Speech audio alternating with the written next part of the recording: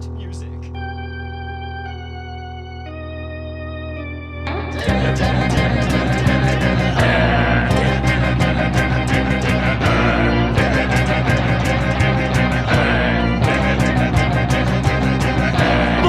He's not a bat, he's a man who fights crime. And we're gonna watch him fight for a minute at a time. With John and Niall and a guest who just rhyme. It's Bat Minute!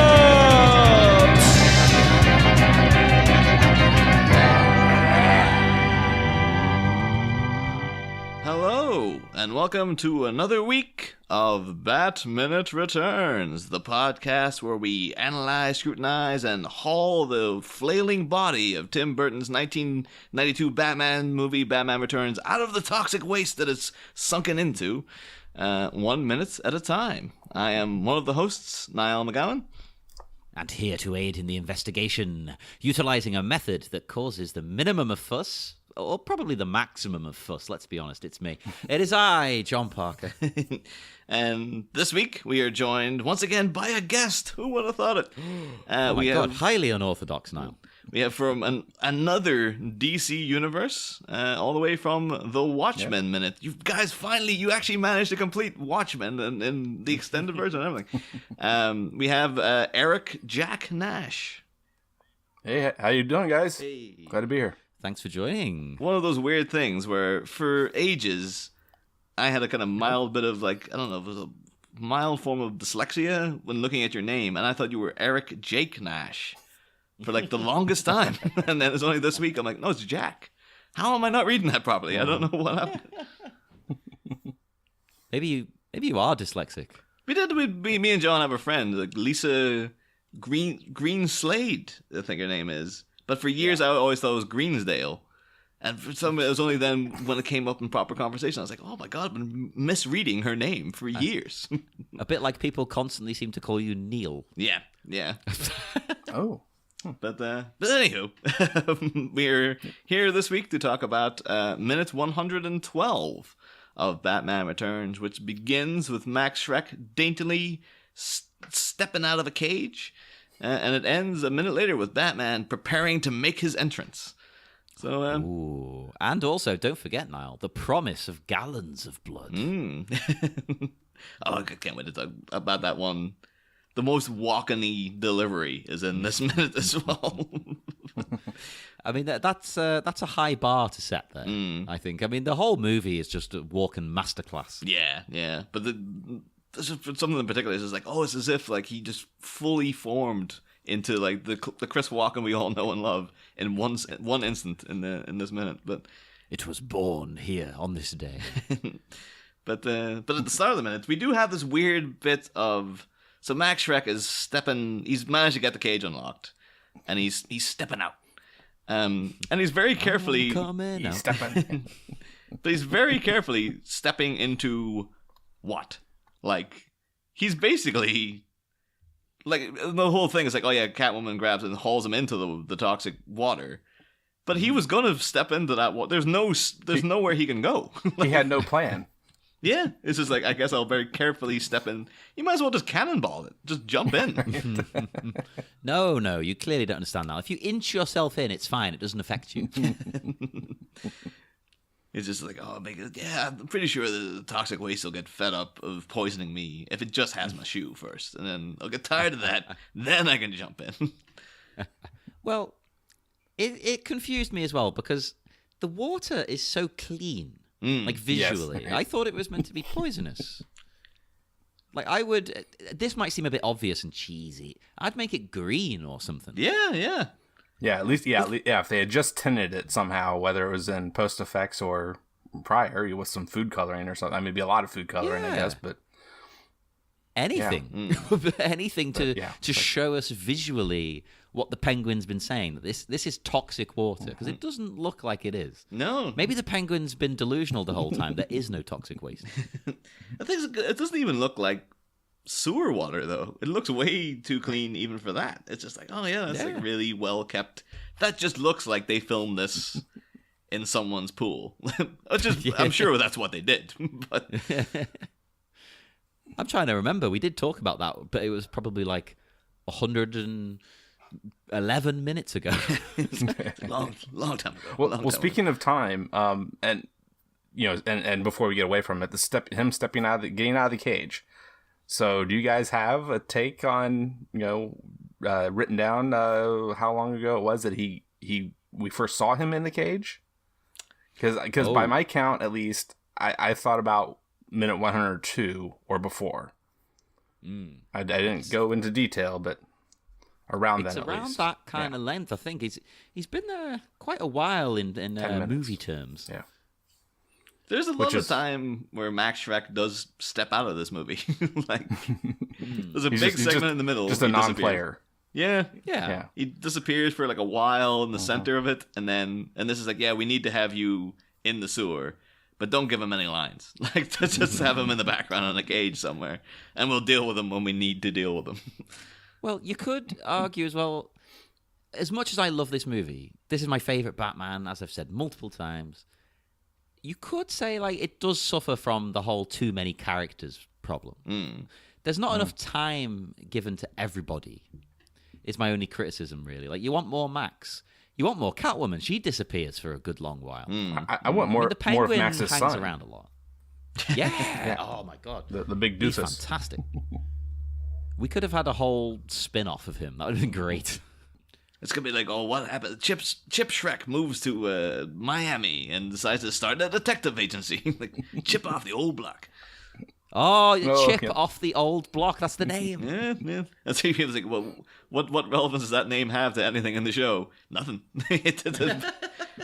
Unless you wanted, like, he moved from a block in Gotham to a different place, and now he's Chip from the old block or something. But that's the thing, then, because I had to specifically look this up, though, because, well, one thing's like, Max, he goes into the water, and he spots, by chance, the gun that was beside the sadly deceased Fat Clown, as he's called in the IMDb. Rest in peace. And the thing is, like, he never had that gun on him. Like, when he got shot, Fat Clown was unarmed. He had nothing in his hands. He had no, like, belt with a holster that I can recall. Like, I don't remember at the time looking at him, like, no, he looks like he's an unarmed guy. Yeah, Niall, right, look, in my notes I have put, did he have that before and I've forgotten? Ask Niall. But no, I don't think he did. Did it just fall out of his pocket or whatever when he was killed? But he's got, like, skin-tight spandex on, so... Oh yeah, he wouldn't have pockets. What the hell? Well, and speaking of pockets, that's my question: is where does Shrek put the gun? Was he able to slide it into a pocket? I kind of would have liked to have seen that action take place. He does. You think that would be an easy thing to show, considering that you're going to see him with the gun coming up, like just slipping it into a pocket or something? While underwater, with such clear water, we could have seen it. Yes, yeah. That's surely the point of the clear water, is to see the gun. So let's see it go in the pocket. The thing is, though, they didn't have the clear waters. It's like, well, it's sewer water. Do you want to have like turds floating past him and stuff? And like what? Yes. There's like loads of toilet, like scrunched up toilet roll disintegrating around him and stuff. No, this is clear and pure, Niall. These are the waters of Lake Minnetonka. Oh, that's like if Tim Burton's like, yes, it was a tribute to my good friend Prince, who I got on so well with in the last movie. That's the thing though as well. That's like Max is underwater. This is supposed to be not just toxic water, and so it's like it should be like weird green color or something. This should kill him. Like he should go in that, and then he should like be coming out. It must be like, no, you need to be in there for like at least 10 minutes for the toxic stuff to start taking effect. Well, also, I feel if this was a modern movie or even a comic book, like him just falling in that water would somehow mutate him into an even worse beast of a man. Well, that would be the thing though, because the Penguin was found by penguins, so he becomes the Penguin. Catwoman was revived by cats, so she became Catwoman. Max Shrek falls into toxic water. There's nothing nearby. It would be like he becomes like Bowtie Man or something. Well, there's floating turds, as you've established. Oh man! There you go. That's how you do it. You get him. He's like Bill Paxton at the end of Weird Science. Just comes out. It's like, hey. Genius. Or there's a mixture of the fat clown and the gun. He could have been a really misshapen gun creature. Oh, that would be great. He's a Clownish clown gun who creature. becomes a gun, like Megatron used to turn into a pistol. A very large pistol sometimes. Sometimes very large pistol, sometimes like the one that can be held by the other Decepticons, right? Whatever fit the story, Yes, basically. right, exactly. Megatron's great, don't get me wrong. Oh, yeah. And I love that he turns into a gun, but at the same time, it is kind of stupid. It's like the baddest villain of all. And, he just turns into something that someone else needs to use. I just got a mental picture of Max Schreck coming out of that water, like at the end of the Jeff Goldblum, The Fly, when he melds himself with the fully formed Brundlefly melds with the exterior of the telepod, so he comes out like half fused with the telepod and stuff. And it's like, this is gonna be like, if you didn't want this movie to get any more melancholic at the end, it's like, what if Max Schreck turned into this hideous mutant that came up out of the water? And I mean, imagine if you pitched that to Tim Burton, he's like, oh god damn it, yeah, I should have done that. That's really in my wheelhouse. Yeah, right up his alley. Yep. And speaking of coming out of the water, so it's Catwoman lifting him. So is there anything previous? I mean, I've certainly been listening along this whole season, but maybe more recently that I haven't heard that she has a really super strength. I mean, that much for a woman to lift a man, particularly of maybe say 180 pounds ish. She seems to have like, I don't want to say heightened adrenaline, but she does definitely have a kind of an oomph, a buzz to her, but not like super strength. Yeah. You could put it down to that whole hell hath no fury, like a woman scorned. So she's able to just yank this guy out of the deep water seemingly with one arm as well. Yeah, right. So I think it could be put down to like, it's just like supernatural cat thing. Like cats can lift 20 times their own weight, don't you know? Yes, I live with one, and she's been hiding this from me the whole time. One thing, though, I did have a question about is that, because, actually, in terms of what you were saying earlier, Eric, we know from, like, in the next week, Shrek has it he has the gun in his breast pocket. That's it, because he hauls it out from there. So I guess he slips it in now, when, unbeknownst to us currently. But, what my big concern was, like, because the gun has been underwater for, like, quite some time. Would this not be, like, a waterlogged, useless gun? Because it's like, because I remember like in like, if people have ever read the Dark Tower books, the Stephen King series, like most of the second book, the main character can't use his gun because he fell asleep on the beach and the tide came up and got his gun wet, so he can't use it anymore and stuff like that. So I had to look it up specifically. If you throw a gun in water, will it still fire? And I found out apparently yes, it will. Like they're in the clear here, because it says according to Quora, some website that has random answers or random questions. It says like, yes, in the old days, guns operated by igniting gunpowder. So wet guns would quickly become useless. Modern guns work by a firing pin striking the cartridge. The cartridge contains a primer which explodes when you hit it. So it would, set off the propellant which propels the bullets. None of these things need air to work and will operate when wet. Which I guess is actually, that makes sense, because, like, you go into a war zone and stuff. What if it rains? Oh, we're screwed, because it's going to be, the guns are going to get wet. I assumed, though, submerging it would wreck it, so that's interesting. I know nothing about guns. That could have been one of the first things they tried to fix with a gun, because they knew, like, well, if you're in combat and you've got a gun, and then it just rains, or it's just like you're in a really humid or it's the ultimate defense of just pouring water on your enemies. Exactly, yeah. You can't use your guns now. Now, it's interesting you bring up the gun, Niall, because, as always, I've researched the gun. Oh. Because that's my thing, even though I know nothing about what I'm talking about. It's wonderful. So, the gun. This is a Smith & Wesson Model 66. And for better or worse, I mean, there's too many here. It's basically in every movie ever made. So I can't list everything, but I did put some notable ones down to me. So I've got First Blood, Adventures in Babysitting. Ooh, that's quite an interesting one. Beverly Hills Cop 2, not 1. It's only in 2. I have to mention Crocodile Dundee because of Dale Kingsmill, who we've had on. Oh, yes. Of course, where we've had our great anecdotes. Predator 2, again. They use it quite frequently in Reservoir Dogs, Boogie Nights, and Goldmember. So I'll stop now. Hundreds of movies. Oh, Goodfellas. Oh, Jesus, how did I forget that? Red Heat. I could go on for hours.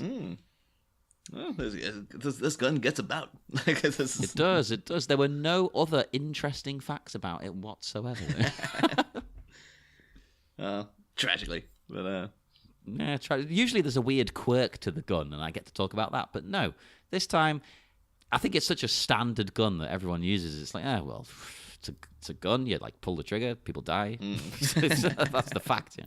Well, I think one of the most common things I've heard. I feel like I've heard at least once. I mean, it's been joked by an action hero star like Eddie Murphy, maybe. And it's because it's the two names Smith and Wesson. He's like he talks about it's his friends, and he goes to the bad guy and he says, "Meet my friends, Smith and Wesson."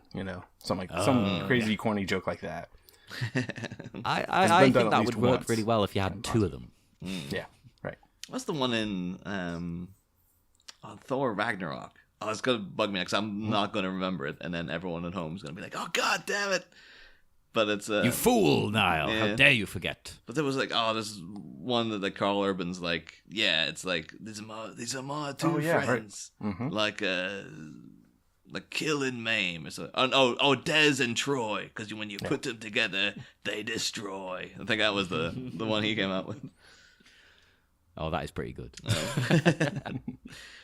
But yeah. So we do get Max Schreck hauled out of the toxic waters of the sewer here, thrown up against the big air vents or whatever these things are that have just got lying about in the sewer. And he goes into immediate. That's the thing, because he goes into an immediate kind of defense of like, anything you want, money, jewels, a very big ball of string, all this stuff. Although even before that, though, is that when do we get the shot of? There's a lot of shots of exploding going on. Yes, before that. Yeah, there's a lot of Batman just kind of hiding from the incoming rockets. I say hiding. Yeah, I mean, physically he's hiding, but he seems pretty damn confident that he's not going to get hit. He's just standing there kind of like, yeah, I'll be fine. Nothing bad could possibly happen to me. I don't even know if he is hiding. He just seems to be kind of like, just like, yeah, I'm just standing here, just watching the show. Yeah, he's kind of... He's standing and watching, but he's sort of pressed up against the wall, the window. So he's kind of like, I'll stay to the side here, just in case, but I think I'm all right. No. That was always a thing, though, when I was a kid. Because of the shot of him, his eyes look weirdly like they're entirely white, which is like the Batman go-to look in the comics. Like, oh yeah, just pure white eyes. So I used to think it was a deliberate thing that they put into the movie. I'm like, yeah, they give him the white eyes just for that one, those two shots of him kind of standing like because that. Of that. And then there's like an adulthood been like, no, it's just you can't see his pupils. They wouldn't do that. That just seems very, very silly. Although I know now they kind of weirdly worked in the white eye thing into the end of the Dark Knight, where like, when he puts on that thing to find the Joker, he gets like the glowing white eyes, which I guess is supposed to be a nod to it, but I always very distinctly remember as well, because I think I said at the beginning of the last season, I used to frequently pause the old VHS I had of the first Batman movie, that bit when he first reveals himself to Nick and Eddie, the thieves, at the beginning. So I used to draw that shot of him. And back in the day, you couldn't just go and get that still image off Google, so you just had to make do with what you had. And this was another shot, because it's a really good shot of Batman, just sort of like, spinning around and looking at the chaos and stuff. I used to frequently pause the old tape to try to draw this as well, but good practice for you. It's a cool pose to try and do. Yeah. But yeah, as we were saying, then Shrek's hauled out of the water, and immediately goes into defense mode with Catwoman. And it is very strange because in this version of the movie, in this like finalized version of it, we don't know if Shrek ever really knows the Catwoman was specifically after him. Like, he knew that his shop got blown up. He doesn't ever seem to address, like, oh, this Catwoman woman's making my life hell. Like, it just seems as if he was busy doing loads of other stuff. His shop got blown up, but then we saw he had another one anyway, because that's where the masquerade ball was.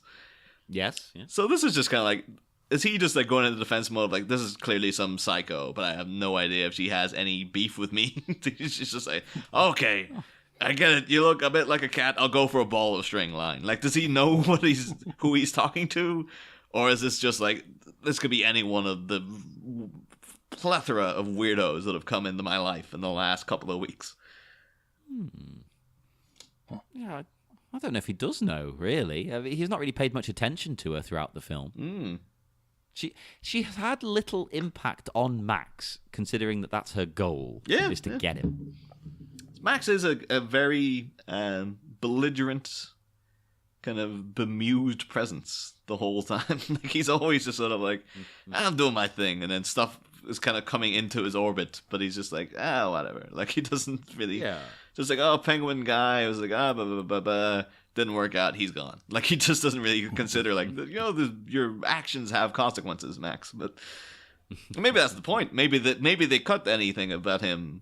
There were scenes in the original Dan Waters draft of him complaining about Catwoman that they cut. Yeah. So it could be that they cut them to make him seem more of a, like, he's just this guy in his little ivory tower, and he doesn't realize that what he's done has impacted Selena Kyle, for instance. And he's just like, because as far as he knows, like, oh yeah, she was dead, now she's alive. It's not like, I can throw some money at that. I think that's part of it. Like, he doesn't even consider her, which is, it's more proving her point about why she needs to get him.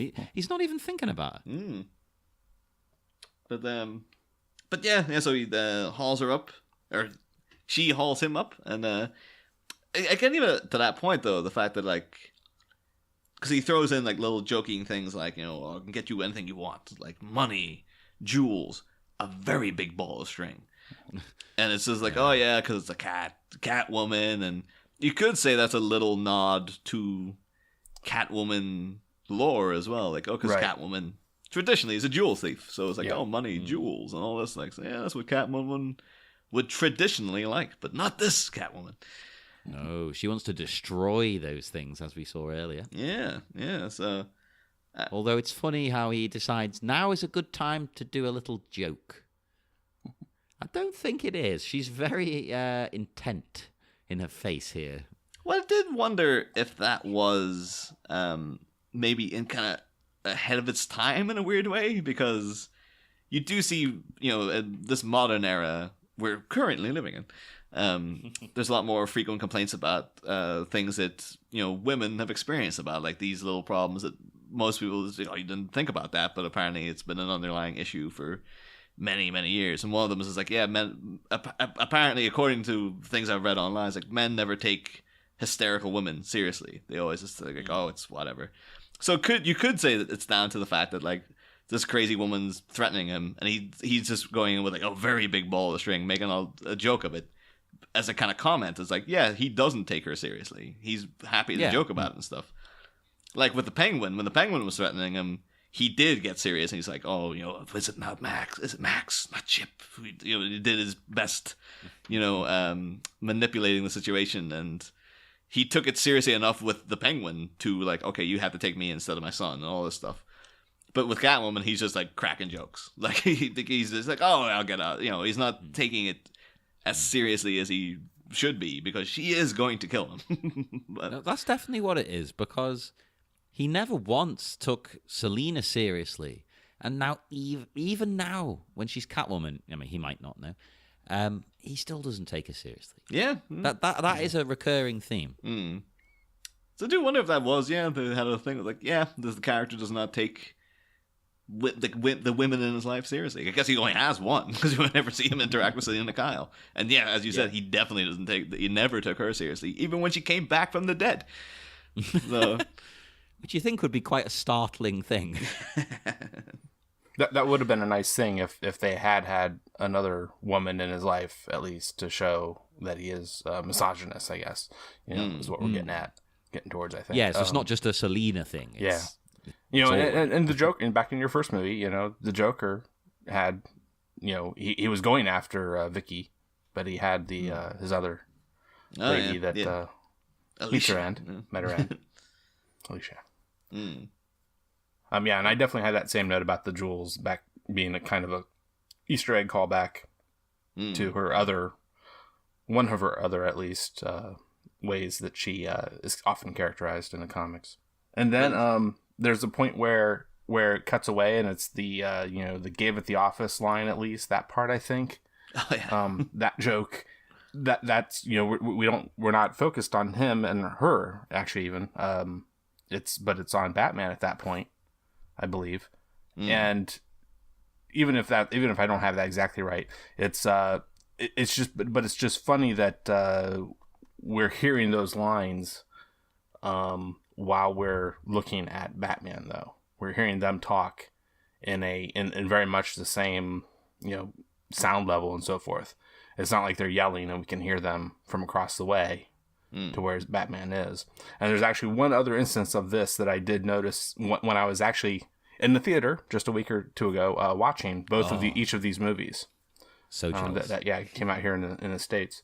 And it was a scene where it's zoomed out across the Batcave, where Bruce Wayne is sitting there at one of his computer terminals, kind of on a little cliffy part.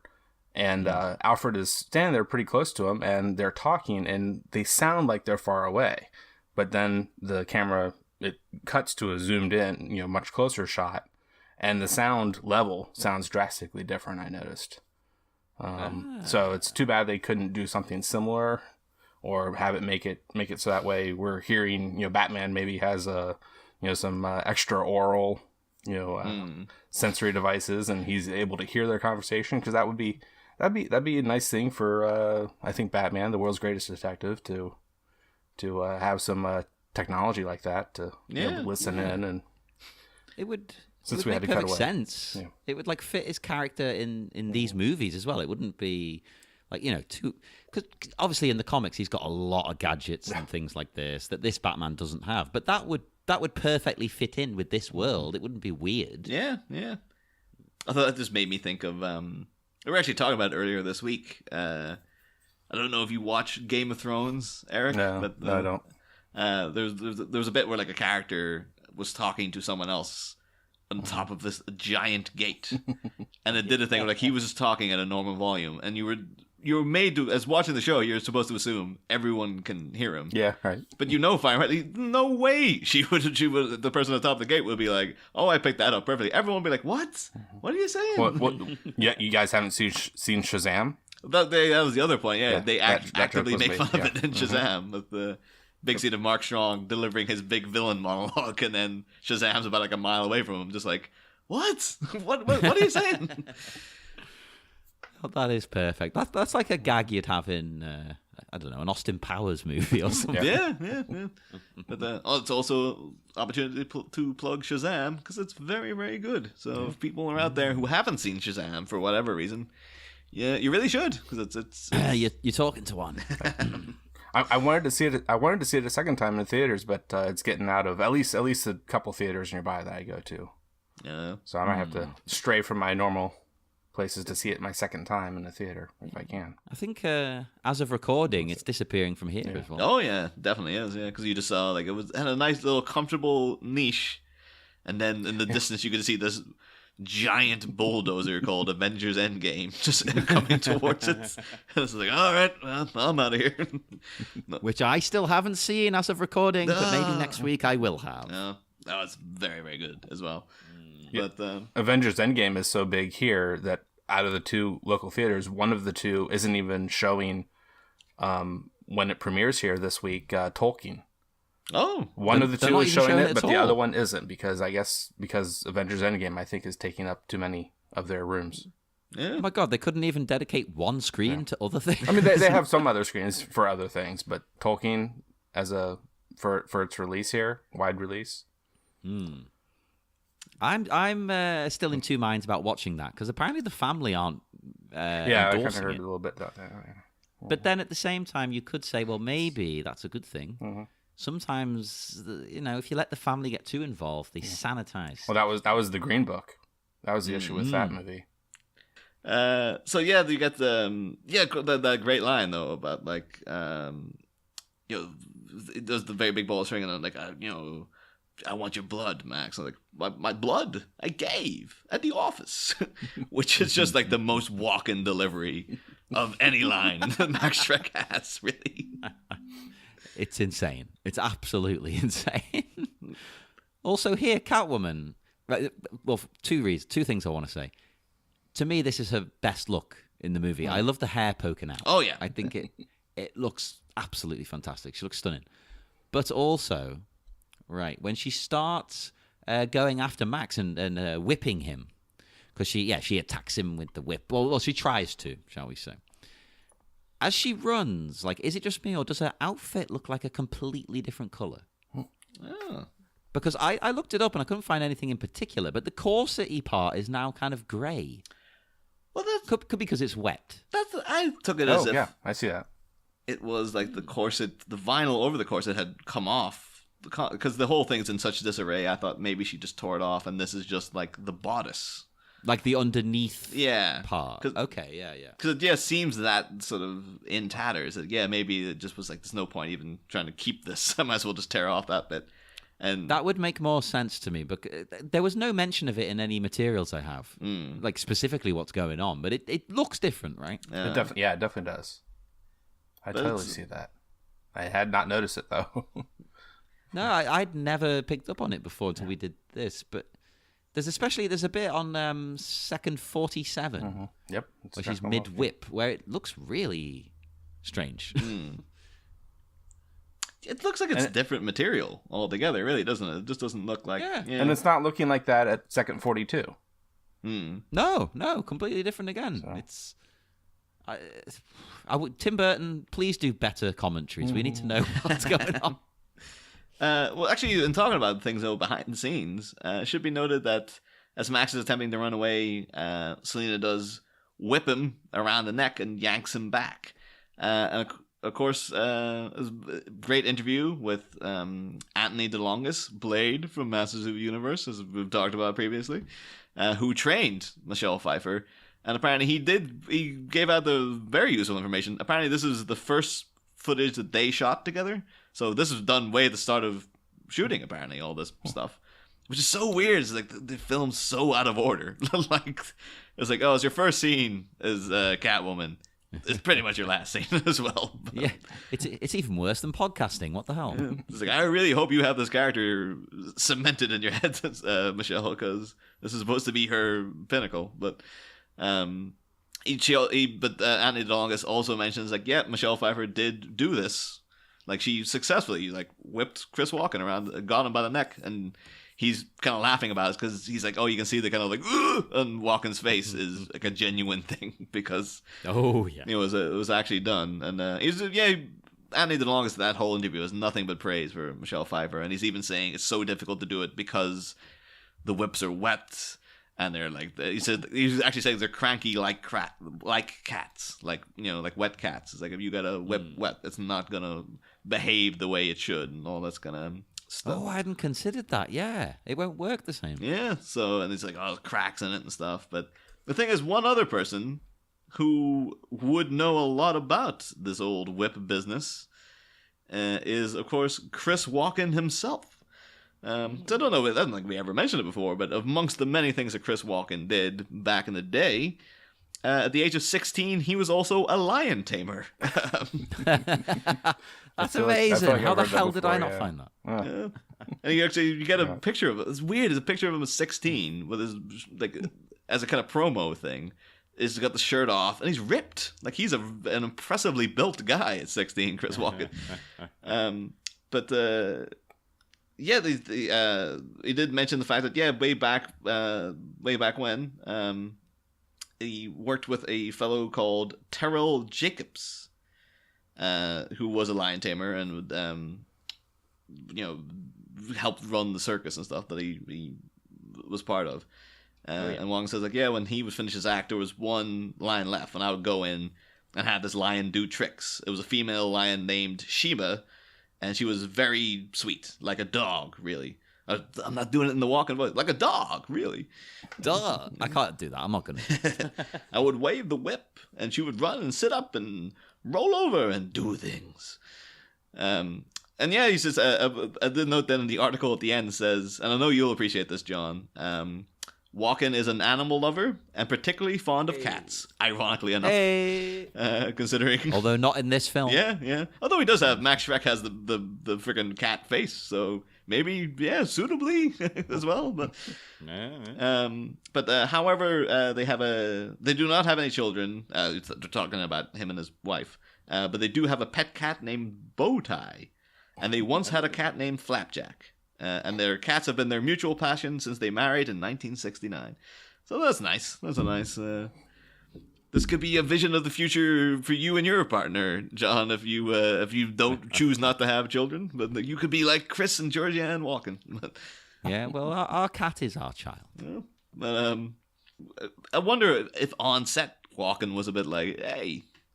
I know a thing or two about whips, like maybe I could do a bit of whip action, Tim.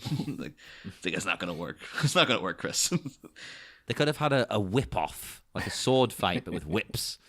Has anyone tried to? Fantastic. Has anyone tried to do that? Like, it seems like the amount of big, overly bombastic, stupid action films that exist in the world.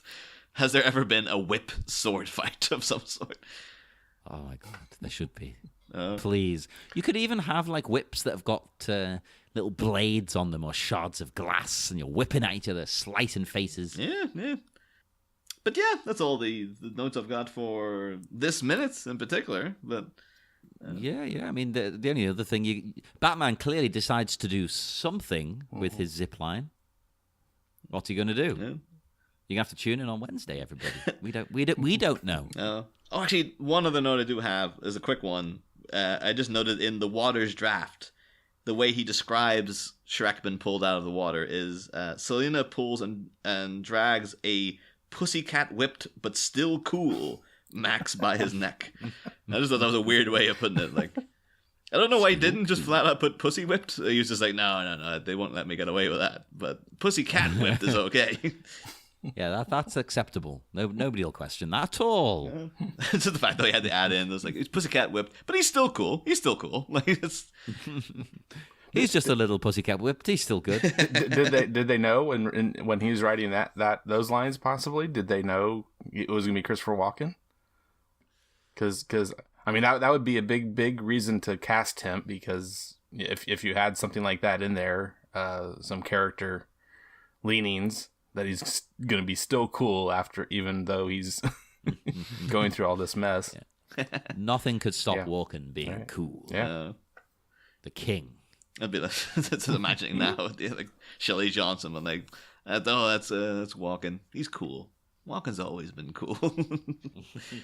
That's a deep dive Twin Peaks reference for people who don't get that. Hell yes. If you don't get it, then just go and watch all of Twin Peaks right now. Stop the podcast. I don't care. Go do it. It's more important. Yeah.